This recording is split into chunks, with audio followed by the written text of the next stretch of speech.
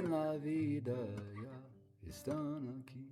Hey everyone, thank you for coming to the Camino Cafe podcast, whether you are watching us on YouTube or listening to us wherever you get your podcasts. If you are tuning in for the first time or you haven't subscribed yet, I hope that you will hit subscribe right now. And if you're enjoying what I'm doing with the Camino Cafe podcast, I hope that you will give us a 5-star rating on Apple Podcasts. Through those ratings and through the subscriptions, it helps the podcast get out there. More people will find out about it. And I would really appreciate your support in that way. So today's episode is really, really special to me, as I have a dear family friend that lives with diabetes 1. And I had a lot of curiosity about how someone would walk if they had diabetes 1 or diabetes 2. So when I ran across the work of Bob, the Diabetes Crusader, I started following him right away. And he reached out to me to let me know that he would be in Santiago soon. And we made arrangements to meet up. You will see today's podcast is a little bit different in that I actually met Bob out on the square, and then we went to a couple of different locations to do the interview. So it's going to look a little bit different, but I think the information is really great. And I hope that if you are one of the unfortunate folks that have to deal with diabetes 1 or diabetes 2, I hope that Bob gives you the inspiration and the confidence that you can still walk a Camino. So anyway, let's get to the interview.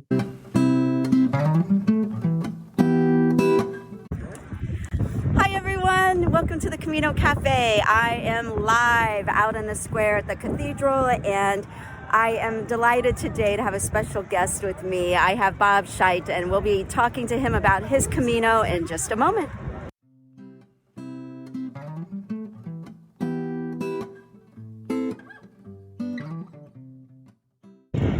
So Bob, welcome to Santiago. You got here yesterday, and this is your 8th time arriving in Santiago from pilgrimage. So welcome. You must be so excited to be back in Spain. I'm so excited. I was homesick for Spain. I felt it in my heart for 3 years. It was last year in 2019. And it's like, baby, I'm back. And I tell you something that I've noticed all the way through 2nd, 3rd, 4th, 5th.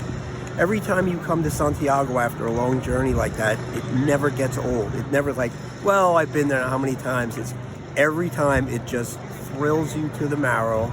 And what the statement I come up with, it rearranges your molecules. Rearranges your molecules. Yes. Tell me more about that. What do you mean by that? Well, it's when something. They say, like, when you look at a great piece of art, or when you listen to a great piece of music, there's certain instances throughout history that this one particular album or painting or book just changes totally your whole inner core. All your molecules, everything that's surging through you is now being changed, and you look at things just a little bit differently from here on and the rest of your life. And like I say, I talked to a friend of mine who's a chemistry professor, and she said that actually makes sense. She said, in her estimation, anything that rearranges your molecules is good. Wonderful. I totally agree with you. That's exactly how I feel after I walk. So tell me a little bit about yesterday. I mean, we've gone through this whole lockdown with COVID. This was your first time back to Spain. What did it feel like, when you came back through the tunnel over there and you get ready to make that turn and you see the cathedral, no scaffolding this time? How did it feel? It happened almost exactly like it did before. Now, it did come in the opposite way already from when I came from Finisterre and Murcia, but coming as I slowly approach the tunnel and the steps, yeah, I hear those first notes from the bagpipes, and always I start crying. Right? Every time. It's those darn bagpipes. I almost have to watch that if I'm at home at work doing something. I hear bagpipe music, I'm going to start crying. I agree. I agree. There's something about that. I always throw a lot of money in his bag, because that is a symbol of the finish is right around the corner, literally. You come down, you make the left onto the plaza, the Obradillos, and you're complete, you're done. your burdens for the moment have been a little lifted. You do not have to get up the next day and repack your pack and walk 20 to 25 kilometers. But it also, there's just the surge of, you go back starting to think of all the people you met on that trip, the people you walk with, the hospitaleros. It all surges. Yeah, it just all comes to, and like I say, it never gets old. Well, that's a great description. I think the surges, and I don't know if folks can hear the background right now, but the bagpipes are playing as we're talking. Yeah, I did tear a little bit. So well, maybe we'll walk over there in a minute. Yeah. I just want to show everyone the square right now. Right before we started this video, it was packed, and I was worried that we wouldn't even be able to pick up sound. It was so noisy. So we're just in a little bit of a quiet spell, but I see a pilgrim right there that just came into the square. So, Bob, you and I became acquainted because somehow you and I found each other online. I don't know how these things happen, but I'm really intrigued by your story. You've been walking to really promote the cause of finding a cure for diabetes, and you have walked a lot of kilometers. I forget now the total, but like 100, I think it was like 180,000 or something. It's almost at 200,000. Almost 200,000 kilometers. Wow. It's 130,000 miles. So somewhere in there, That's amazing. Yeah, and I kept records since I had been diagnosed with type 1, which was in 1973. I was 17 years old. Okay. And I just, for some reason, I kept the mileage journal because I thought I'm going to do everything I wanted to do, even though some of the doctors said, well, with the diabetes, it's not going to be easy. And figured if I would die young because of that, I was doing what I wanted to do. And years later, as we got more and more knowledge about the disease, we found out that actually what I was doing was exactly what you should be doing. Right. Maybe not to that degree, but a couple miles every other day for diabetes, a nice little walk, the family, or something. That's what you need to do. Yeah, so you're standing here today, I think you told me you were 67. Is that right? Yes. 67. You've walked almost 200,000 kilometers, and this is your 8th time coming into the square. I mean, that's quite a feat. That is amazing. Congratulations.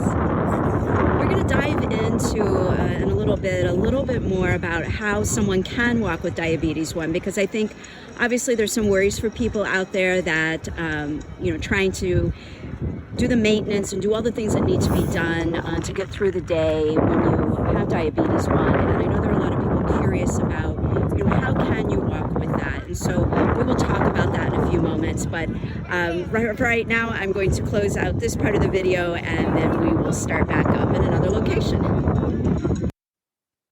So Bob and I took a few moments to walk over to the tunnel right where you come in on the Camino Frances. Here we go.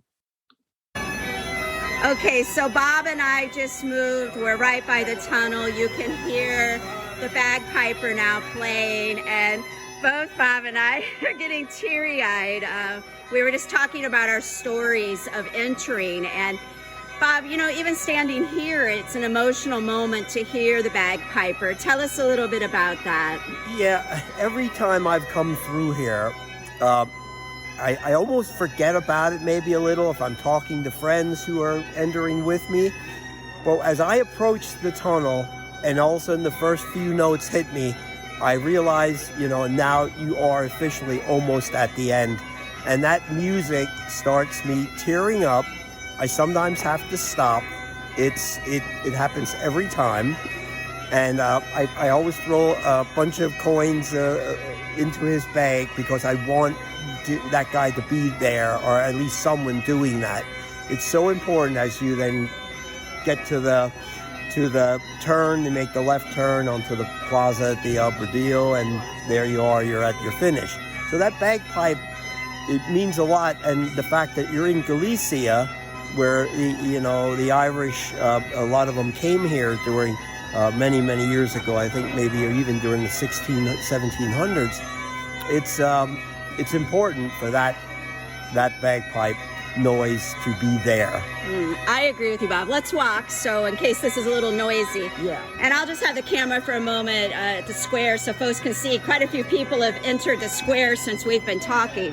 Yes, they have. Yeah, Bob, I'm really glad you said that, because I think the fine entertainers and the folks that are performing in the tunnel, it's such a special moment. We want to make sure that they continue to play. So I think tipping them and showing our appreciation for what they're doing is so key.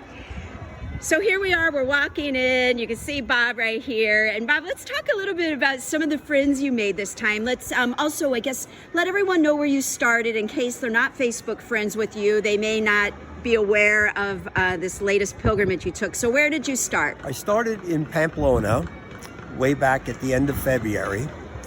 And my plan was to start there because I knew that the pass up from France, from Saint-Jean-Pied-de-Port, would be pretty much in snow and maybe stormy. And it did turn out, talking to pilgrims who did start there, they did have to do the lower Van Carlos route. And I've actually never done that one. I've done over the top a few times, but maybe that would have been just a new thing too, to try the other route. But I did go to Pamplona.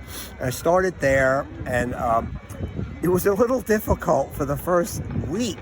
I could not find albergues that were open. Really? I had trouble in sort of the littler towns, that there was nothing. Everything was shuttered up. There were no cafes. And I always carry plenty of food, so I have that. I don't have to worry about that. But, that's sort of a nice thing to pop in and have a cafe con leche in the morning if it's cool. Or for me, I drink a lot of Coke Zero, and I just go into the bar. Yeah, and I order I'll have a Zero, and they right away they know they have it everywhere. Now, Bob, I have to ask you, yes. As an American, do you say con hielo? Are you asking for the ice with your Coke? Yes, I do. Yes. Absolutely. Yep. Well, hey, let's go get a coffee so we can sit down and we'll talk some more. Okay, great. So after we left the square, we decided to have a coffee, and we headed over to Eras Nunes, one of my favorite coffee shops, and we ordered a cafe con leche. Let's hear what Bob has to say. Okay, so Bob, we're sitting in Cafe Nunes right now, enjoying a cafe con leche, and I wanted to talk a little bit about walking with diabetes and how you manage. I know there are a lot of people out there who, if they have diabetes 1 or they have a family member, a friend that has diabetes 1 and they're planning on walking, that there are definitely some concerns and some things that you have to be aware of for maintenance. So could we talk a little bit about some of the tips that maybe you would have for someone who is considering a Camino and they have diabetes 1? Could you talk about how you manage it and the things that you do? Yes, I've had type 1 since 1973 when I was diagnosed. I was 17 years old at the time. And so it was sort of still what they consider the dark ages of diabetes. We had none of I went on short-acting insulin, actually, in 1982. I got my first meter in 1982. Up to that point, I would go for a once-a-week blood test, taking blood out of my arm and giving me a reading, which, a couple hours later, which we now know everything changed in those couple hours. It was a guide for the week, but really very, not real helpful. I had test tape, which we use in the stream of urine, and to see if you were, what your blood sugars were that way. But that was a 2-hour time lag on that. So many things back in those days, like I say, it was considered the dark ages of diabetes maintenance. So the big deal was in 82 when I got my first meter, take a drop of blood from my finger into the meter and get a blood sugar reading. And now you adjust. You give a little more insulin, you eat a little something if you're starting to go low. So that was a big plus. In 1996, I went on my first insulin pump right before I walked across America. You walked across America, Bob? I walked across America from 1997 to 2 months on, 10 months working at home, back to wherever I stopped the year before, another 2 months walking, and back home for 10. And I wanted to do it all in one shot, but that was a compromise that I worked out with my wife. Yeah. She said, yeah, you can do it, but let's streamline it a little bit here. So that was in 92 when you got your pump? I got my pump in 96. 96, okay. And started walking across America in 97. Wow, okay. So the pump was an important thing, and I've used it in all the, since then, the improvements that have been made with the pumps. There is still some maintenance involved. Every 3 days I change the tubing and go into another part of the subcutaneous fat of my body when I usually go around right now around my abdomen. There are times I'll do it on the arm or on the leg, but sometimes it's not always. You do have the tubing. It still works best for me right around there. It's sometimes a problem with the pack belt, putting the pack on. I was wondering about that, you got to right? be real careful with that. So tell me a little bit about what all do you have to bring that someone who doesn't have diabetes would not be bringing? It comes out to about 8 pounds heavier on my pack, which is about 4 kilos. Wow. More weight. I've now got a continuous glucose monitor, a CGM, which I attach to my leg, and every 10 days I change that. Okay. I brought 5 of them with in case one would fail. So over those 30 some days, I needed 4 of them with one backup in case one fails. None did. I still have that backup, and I'm good till I get home now. They're very heavy. Because to administer them, you pop it into your leg, and then you throw it away. And do you have to refrigerate? Those not, no. Those I do not. Okay. My insulin I carry in a cooler. It actually cools by evaporation. Okay. And it's amazingly cold in there. You stick your fingers into the container, and your fingers get cold, and that's amazing how that works. Wow. So you're having to carry a cooler, yes, plus the insulin. So how much? Yep. So how many days did you just walk on this I walked Camino? 33 days, and I'm here about 37. So 37 days. So did you bring all the insulin, or did you get insulin at pharmacies when you were here? No, I brought all my insulin. So you brought all your insulin. And I got to carry that on the plane with me because you can't have that in where it freezes. Okay. In the airplane. So that stays with me. And a few bottles, a few pens as a backup. I don't use pens, but they're there as a backup. And then in that cooler, you just make it wet every 3 or 4 days, and it gets fatter and heavier. Okay. Because it soaks up water, and then that's how it cools. Okay. I have that. I have all my pump supplies, which get changed out every 3 to 4 days. I find on Camino every 4 instead of 3 because I'm exercising so heavily that I use less insulin. Ah, okay. Yeah, so it can be up to 4 days, and that's nice. That gives me, but I still bring stuff with for every 3. Once again, I've got 3 or 4 changes left, and I have my last change I did last night. I'm going home with this one on. I don't have to worry about that anymore either. Okay. To fly home. So you don't have to worry about the albergue having refrigeration or... No, I used to, back when I first started the Camino in 2013, I sometimes put it in there. I was like maybe skeptical of these coolers working, but they have improved, I think, because I have no problem. I don't even... Some of the hospitaleros in the albergue said I've stayed in years ago. I walked into their this time in the same albergue, and they said to me, "Oh, we remember you. Shall we put your insulin in the refrigerator?" That's so sweet, Bob. It's like 5 of them, I think, get spaced out, did that same thing. And I'm like, oh my God, I was so glad to see you after not being here for how many years. And you still remember that. But I said, I no longer have to. I have a better system, and they seem to work really well. Yeah. I have no problem with that. But there's some weight involved. And then extra food. I cannot run out of food. Yeah, let's talk about that. Yeah. So you're carrying in your backpack, you're carrying 8 pounds to have all of the maintenance things that you're going to need to have to control the insulin levels. But you're also having to carry food, and you're having to carry more food than the average pilgrim. If the average pilgrim runs out of food, it's, an inconvenience. Right. They might be hungry. They might go to bed at night with no food. I can't do that. Yeah. There's absolutely no way I can do that. So I bring with me, I was sponsored for years by Cliff Bar, and I could probably rework that again sometime in the future, but I use a lot of Cliff Bars. You do? Okay. they're so good in they have all three aspects of food, which is a carbohydrate, fat, and protein. Okay. The protein levels are real high, so you should probably supplement that a little. But I carry a bunch of Cliff Bars. So how many Cliff Bars do you have a day, would you say, when you're out walking? Oh, I maybe only one. Oh, maybe only one, but but they have their backups. Their backups. What they really are.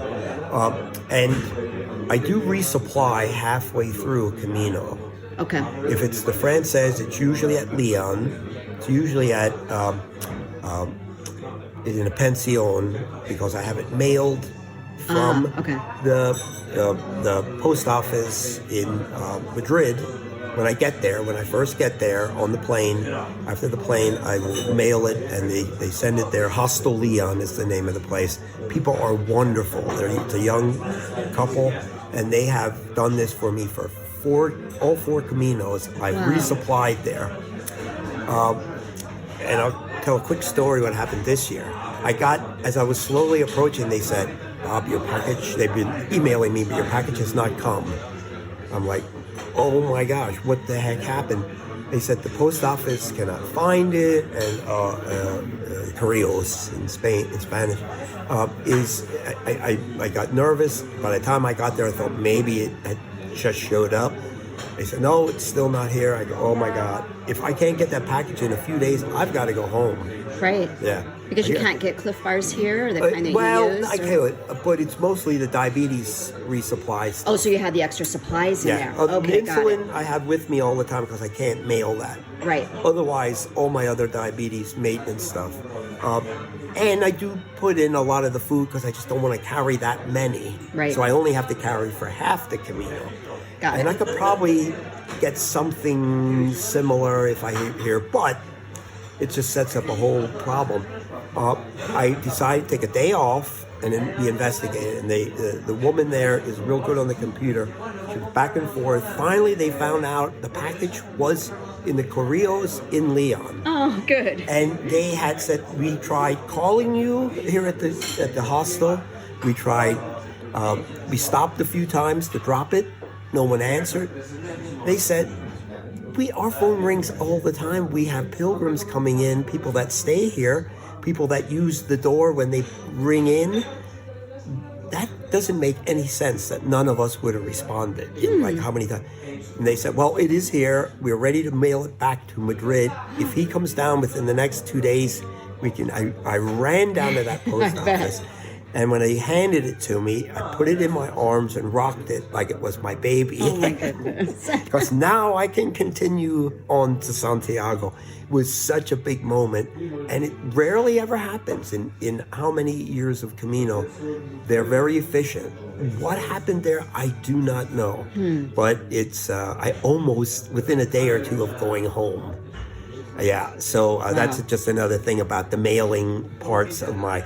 Right. But the other foods I carry, I'll carry glucose tablets. I carry some in my pocket. Okay. I also carry a glucose gel, which athletes use for quick fuel. Triathletes use them, and runners. It's pure glucose. You suck it right down, squeeze it out of the tube, and it also has a little bit, I get the kind that have caffeine in them. Okay. Because it speeds it into your bloodstream a little quicker. Okay, you might gain a few minutes if you start to go really low. I have a whole bunch of those I'm taking home. I hardly used any. That's a good sign of my control.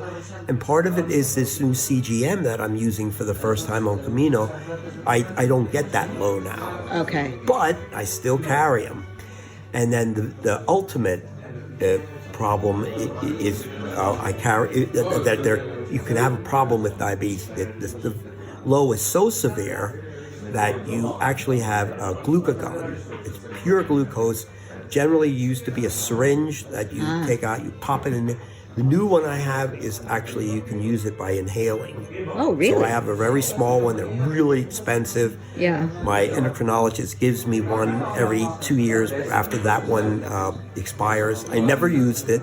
I've only used the syringe one time in my life when I had some type of virus, and as I came out of the virus, suddenly my blood sugar dropped off the table where it had been like really high during the virus. I gave myself a shot. It's the only time I've ever used it, but I carry one in the pack all the time. All the time.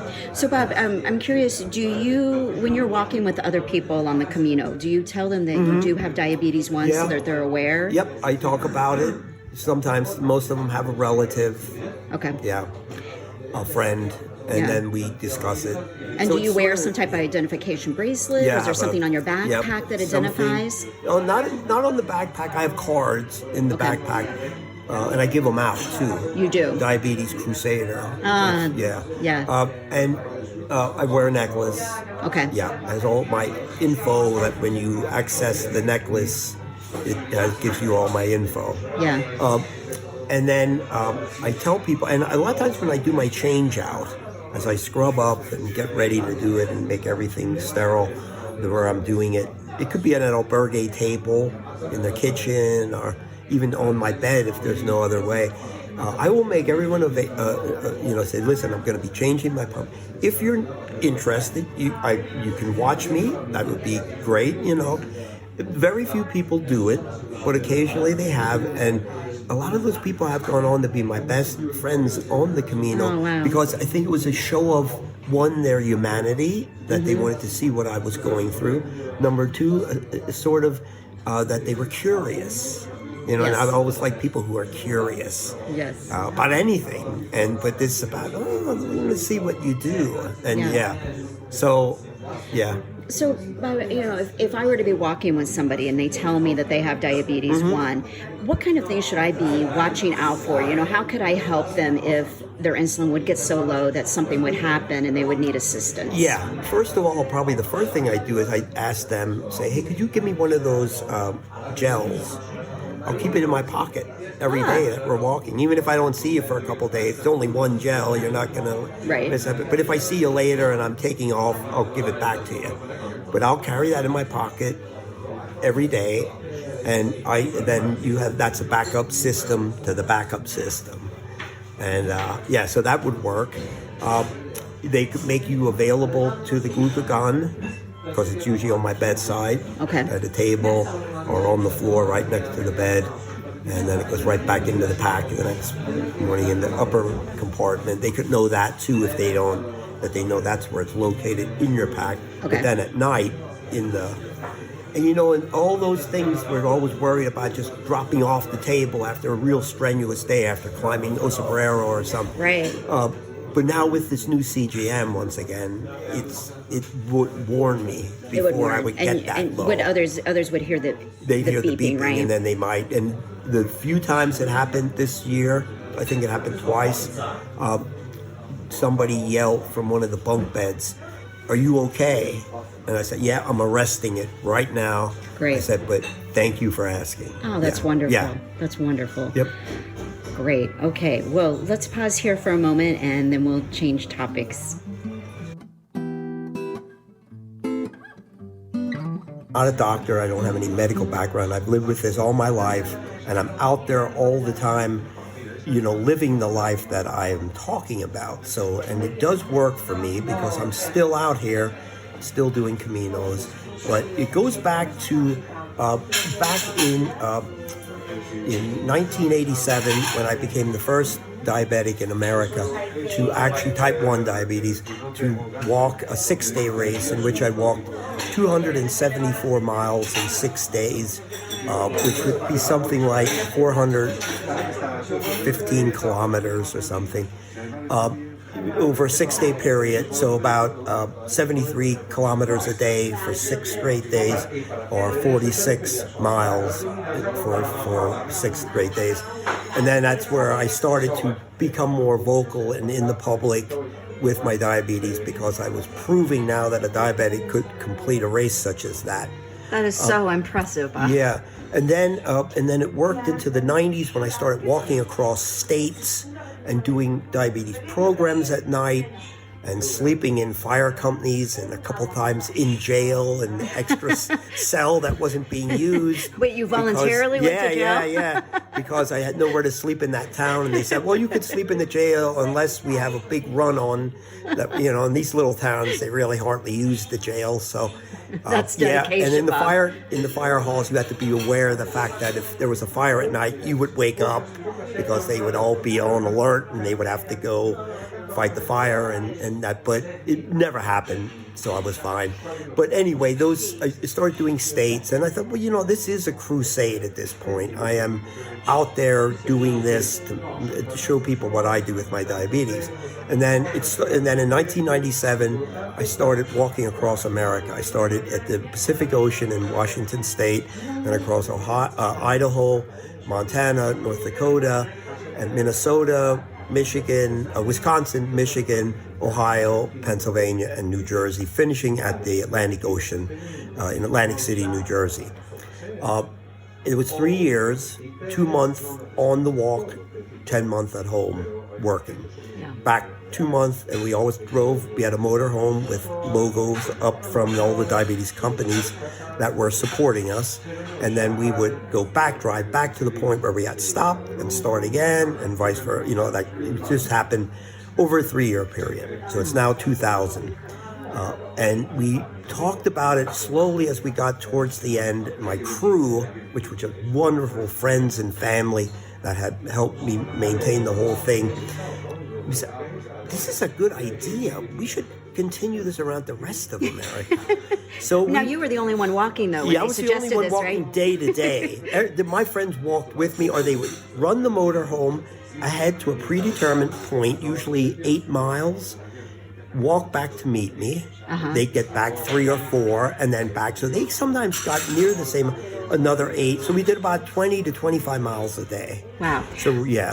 I wanted to jump in because during our break, you mentioned 2 things that I think are really important about your story. And the first one is that your philosophy has been to not tell people what to do in controlling their diabetes, but actively show them what you're doing because it has worked. Yes, and what happened was, as we went then down the Pacific coast, across the south, we followed the deserts through the border, near the Mexican border. We went there in November and December, so it wasn't be hot. It was actually perfect. It was 70 degrees in Texas. We followed the Rio Grande, and then all the way across the south, and then up the Atlantic coast, back to New Jersey, complete circle. And driving in and out each year, we would go through the middle. So we hit almost every state. But the time I spent on the Native American reservations, which there are anywhere from 60 to 70 of them in the United States, and I was on 32 of them, they respond better to the message that don't come here and tell me what to do with my diabetes. They responded to the message that I came and showed them. I didn't tell them to take a walk every once in a while. I walked onto their reservation, and the next day I said, we will now do a group walk. We want everyone from the reservation to come out. Where it's possible, we will do a 2-mile walk. You show me your reservation, the sacred sites, give me a lesson on that. And at the same time, we're walking, we're doing some good, and then maybe continue that when I leave.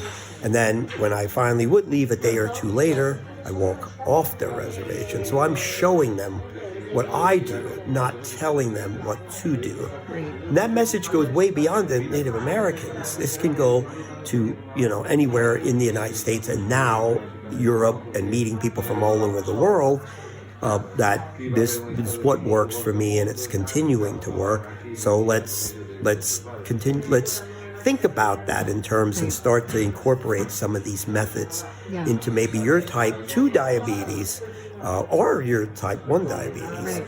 Because you've shown, you've been living with this for 50 some years, right, at this point. It's 48 and a half. We're coming up on the 50-mile mark. Right.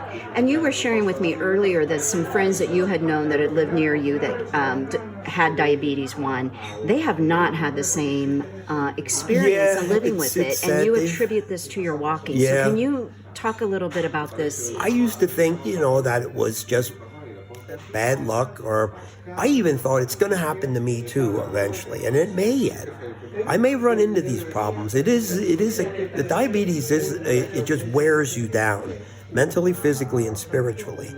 And over time, you just lose that ability to fight it, and maybe it'll happen to me. I have no, special powers or anything like that. But the difference is between my friends who have gone through blindness or on kidney dialysis, have lost limbs, which is quite common, unfortunately, in America with long-term diabetes, or even short-term for people with type 2.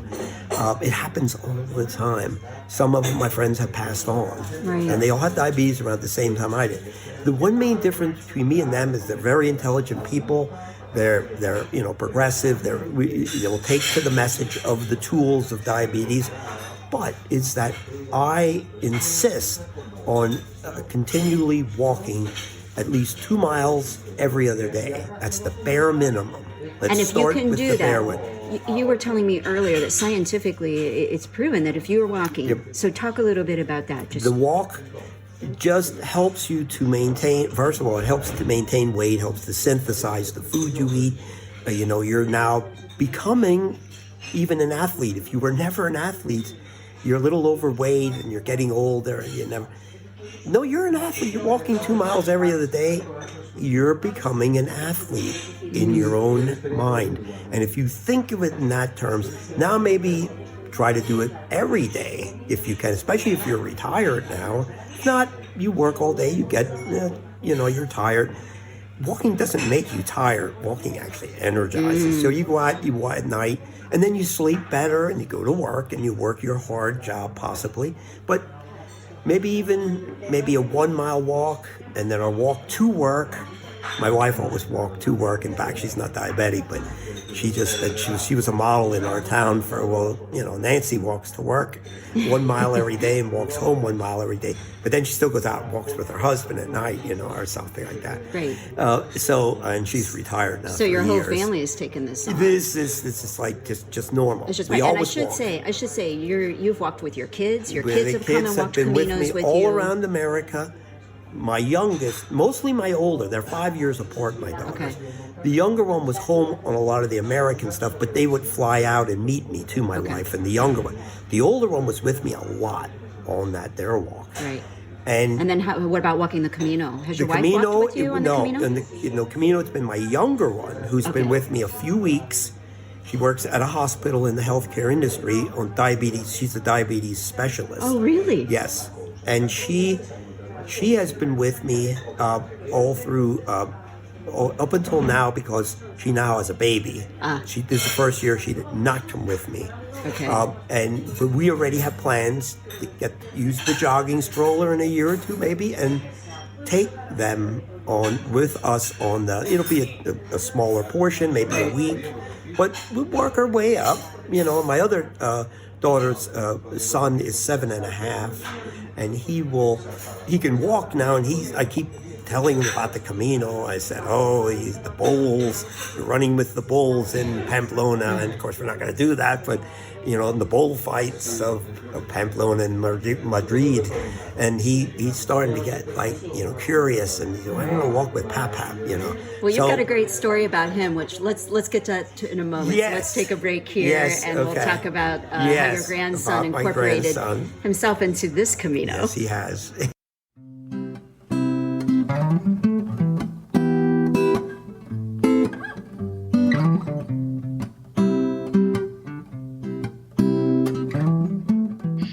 We had our coffee, we headed over to the Pilgrim House, and Faith and Nate were kind enough to allow us to do some recording there. If you haven't been to the Pilgrim House yet, please check it out. There are so many resources there. It's a great place to hang out. It's free, it's comfortable, it's lovely, and I hope that this interview gives you a little taste of what it's like.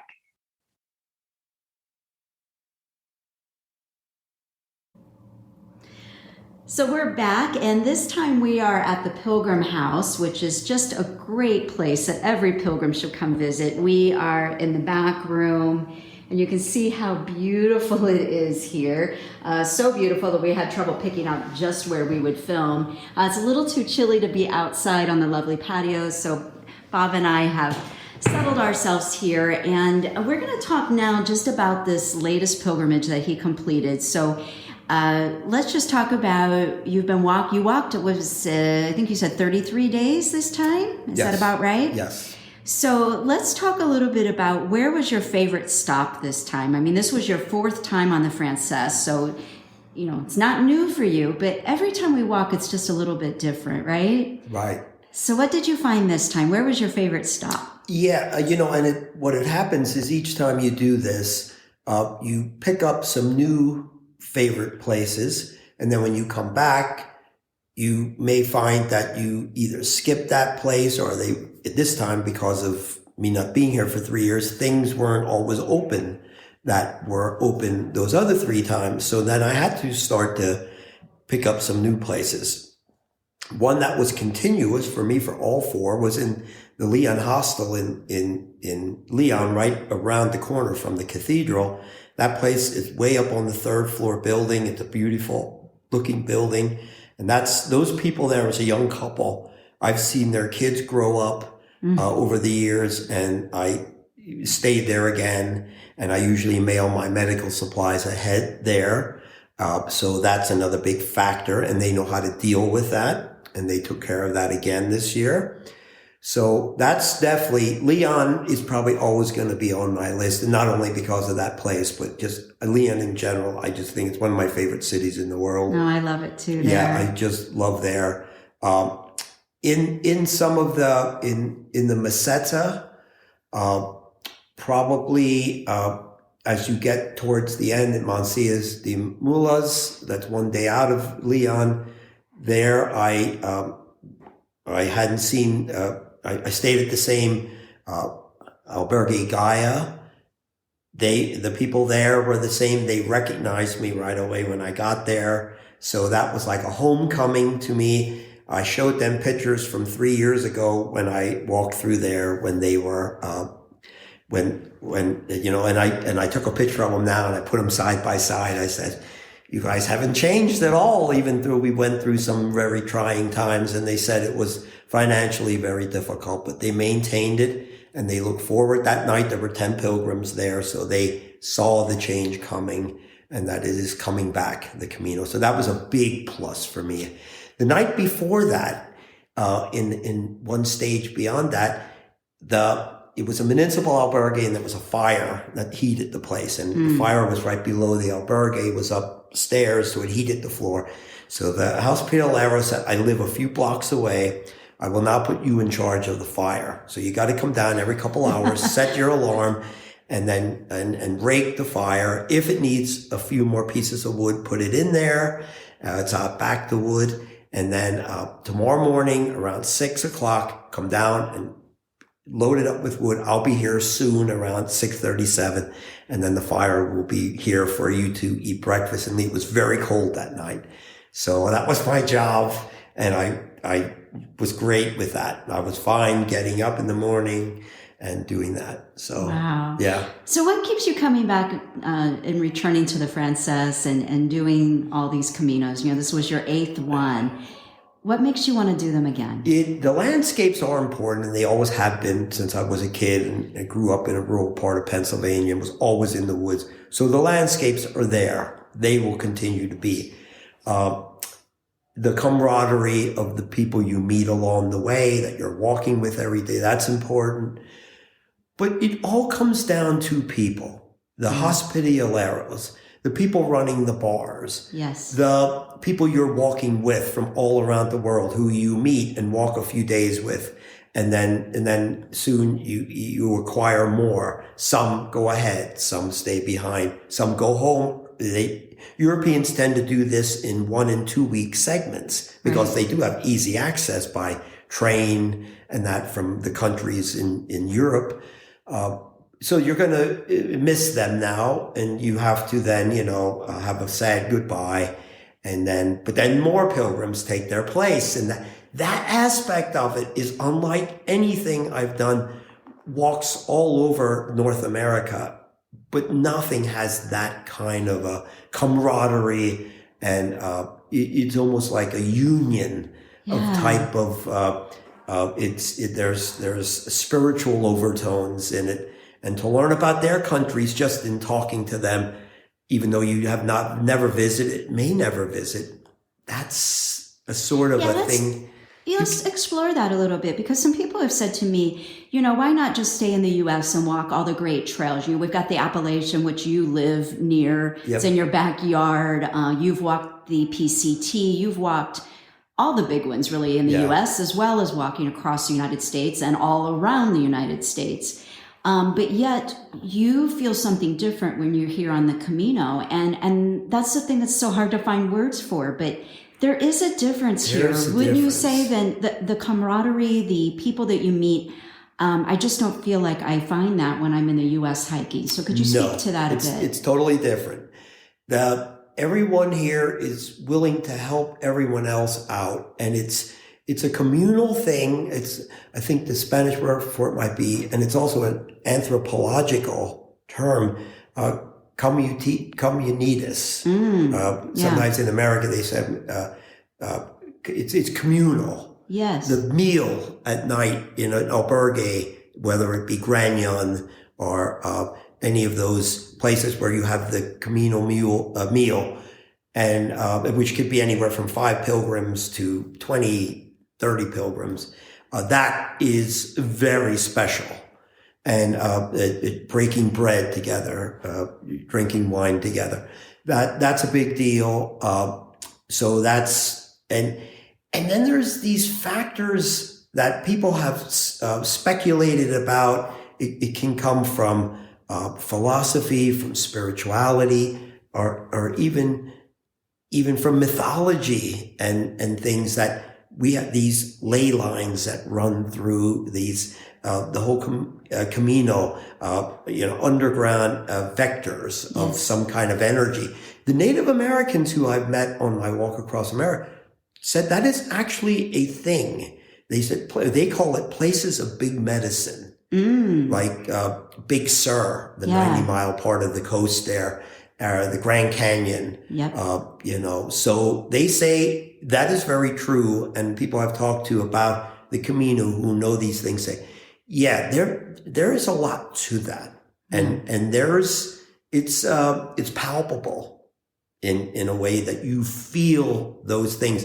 The fact that the Milky Way, if you ever go out at night, sometimes I set my alarm for 2 a.m. I tell all the pilgrims, look, I'm sorry, but the minute I hear it, I'll stop it off. But if you hear it and you want to see the Milky Way, we're at a point now where it's clear tonight. We're up on a mountain. You got those dark skies. We've got to do this. Probably the best place was on the Camino del Norte, a little town called Maraz, which is way up there a few days before you complete the Camino del Norte, where I went out and nobody else wanted to get up. People are tired and they need their sleep. But a German a woman came out with me, and we stood with blankets wrapped around us for a half an hour, just looking at that Milky Way. It felt like when I shut my headlight off after we walked out beyond the lights of the little town, it almost made you go, it almost scared you that it was that close. Is it falling on us? And the idea that they call it the Milky Way, the Via Lactea, the fact that when the shooting stars, which were going off all the time, if they look like you flinched a little bit, whoa, is it falling on me? Is it can I feel the dripping of the milk? The Milky Way is dripping upon us, and it's an optical illusion. But it was really, that was another factor, to think that the ancients would sometimes walk at night, and because it was less dangerous too, so that they wouldn't be seen, that they could walk by following it from one end to the other, to Santiago. That's a major thing. You've got to go out a couple times on each every time you do the Camino, and see it at least, if not only once. I didn't see it a lot this year. I had a lot of cloudy weather, and it was cold and at times, but I did get to see it a few times. That's a spectacular sight that is cosmic. and you got to make the effort at least once per Camino to see the Milky Way, the Via Lactea. I totally agree. Yeah. When I was spending time in Rabanal, it was wonderful to go out at night. Rabanal would be a place. Yes, I mean the dark sky there and the stars. I've just never seen stars as bright as the other place is there. Fonte Bidan is really good for that. Yeah. And then you can always see the lights off in the distance of Astorga too, where you've just come from. So that's another, Yeah.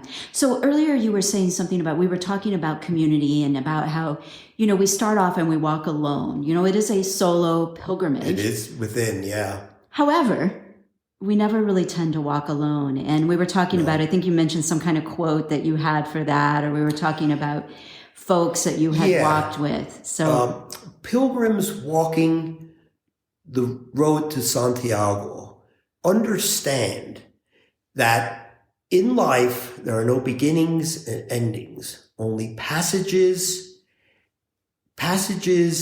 and transformations. So you have, and when you think each day, the period you walk from one place to another is a passage. Yes. Life is a passage every year, or even in periods of 10 years in space. How you cope with the world it's a passage, but in the same time, during those passages, you are being transformed. There is transformation going on within, and life in general. The Camino mimics the journey of life. Yes, there is absolutely no. I've been doing journeys all my life. I know journeys, and the Camino is a big part of that. Oh, that's wonderful. And I think we'll close with, I wanted to have you just mention, you have an epic journey getting ready to come up where you will be celebrating 50 years of not just living with diabetes 1, but thriving as you live with it. So tell everyone what you have planned for September of 2023. Yeah, the survival is, the story is not just surviving type 2, because sometimes you feel like you're just surviving it. But thriving within it. Yes. That's what I'm celebrating. I would like to do a big walk, and I've been throwing around different ideas as to where, but I think the one I've come up with really, and this may change over time, but it's only like a year and a half, 2 years away from when I want to do it. But I've been a bit obsessed with the Black Madonnas in some of those churches in France. I start when I walked from La Puy and Valais years ago. That's when it started this obsession, and then I've been places since along that route, and even other places. And there's some in Spain too, or hit some, because a lot of them have been burned because they were sort of sacrilegious to the leaders of the churches. And they came possibly from Ethiopia, which is like that. Even that furthers the fascination for me, and. But there's a few yet in some of the cathedrals in Toulouse, France. So I'd like to start there. I've always wanted to see the castle at Carcassonne, which is right near there, just maybe a train ride away. So that area as a starting point, working my way to halfway beyond on the GR65 via Potnenses, the La Puy to Saint-Jean-Pied-de-Port route, which I've already done. I would get to Cahors, one of my favorite cities in the world, surrounded by the rivers, almost like a horseshoe, and the epic bridge as you leave town. That place really fascinates me. I'd like to go there again, and then walk from there to Saint-Jean-Pied-de-Port, up and over the Pyrenees, walk the entire Francis. This point would be my 5th time. And then when I get here, one more big stage, and that's to walk from here to Moxia, along the coast, back to Finisterre, and then back to Santiago. So I'm calling it from the Black Madonnas of Toulouse to the end of the world. Oh, that sounds amazing. And you're having friends that are joining you. That's the big story of it, is that we're going to downgrade our mileage a little bit, take a little longer, because we want to make it open to people even who have not walked before. But the big news is 150 pilgrims who I've met from all over the world, and some have come back to walk with me again. We've become friends and keep in touch with social media. Those friends will pick and choose a week or two somewhere along that route and jump in, and it will be a moving celebration for me, once again, for surviving and thriving with type 1 diabetes. So as the walking has been the thing that has kept me alive and thriving, I feel. And so what better way to then celebrate it is by walking, and across epic places in France and Spain, and having those friends who have supported me all these years to join in, and even if it's just for a week at a time, and that this will be a moving celebration across those landscapes. Well, you just picked up another pilgrim that wants to walk with you a stage or two. You're in. You pick your place and research it and say, which one would I like to see again, or which one have I not seen and want to see? Yeah. Well, Bob, it has been an absolute delight meeting you today. I've been following your story. I don't know at what point I met you online, but it has been a true treat to meet you today and hear more of your story and become familiar with the things that you've done. And I'm just so impressed by all of your walks. And I don't, did we bring it up we've been talking for a while about my companion for the entire No, we walk. have not. Oh, I'm so glad you did. Oh, thank you for reminding me. All right, everyone. So now listen, your grandson is 7 years old. 7.5, yep. And what's his name? Miles. So before you got ready to leave for this Camino, Miles came to you and said something to you, which just warms my heart to no end. So tell us about what Miles said to you and what you brought with you. Yeah, for my birthday, which was 2 weeks before I left for here, for my birthday, he got me a Baby Yoda stuffed animal, a stuffed from Star Yoda. Wars. Yes, from The Mandalorian and Boba Fett, so Baby Yoda. And he said, Pap, you take Baby Yoda with you, and he will give you advice. He will school you in the ways of a Jedi. And then because may the Force be with you. And so I pinned him into my upper pocket of my backpack, and he's looking back because if you've seen The Mandalorian, Baby Yoda floats behind the Mandalorian. So he sort of was positioned to do that. And people would come upon me from behind or see it at night in the albergue and like, Baby Yoda's, there he is. And I said, yeah, he's been with me the whole journey. And he did make it yesterday. And we got all kinds of pictures of Baby Yoda. You could almost see him grinning a little more than when I started, It hasn't changed, but it looks like he was truly part of that epic walk that I just completed. And this is one of the things I just love about your story. First of all, I've been following a lot of your posts, and you had things about Baby Yoda with you, but I didn't know that was because of your grandson. Yes. So the fact that Miles gave that to you. But one of the things I loved about meeting you today is hearing how your whole family has been involved with your Diabetes Crusade. Yes, they have. And that your kids have walked the Camino with you, that you're planning that when you do this next epic journey, there's going to be some stroller pushing with your grandbabies coming. And it's just been wonderful to hear that even, I think you mentioned earlier, that even your daughter went into the healthcare field and is working.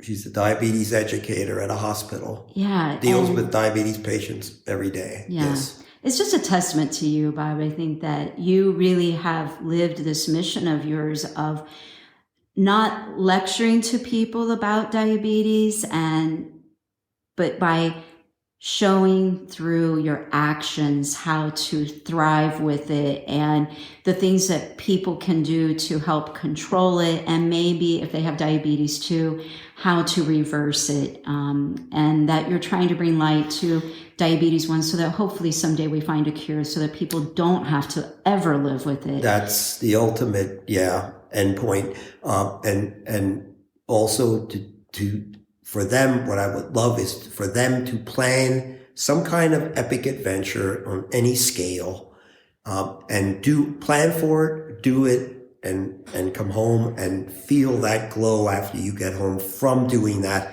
knowing that is going to help you control your diabetes when you're back home, when you're Yes. alone back home. I've been away 3 years, but during that time, the Caminos I've done before still informed me. And on days when I was really low and missing it and heartsick, homesick for Spain, that those memories could never be taken away.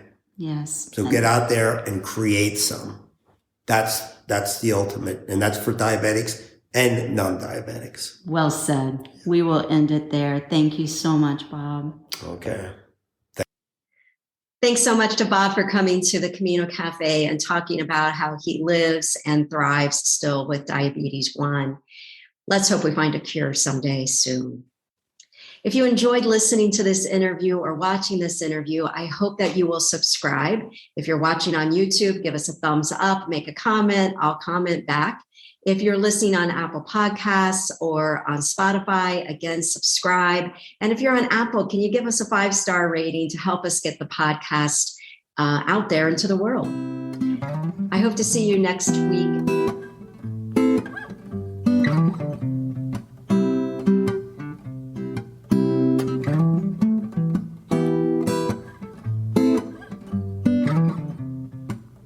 Las cosas que necesito en la vida ya están aquí.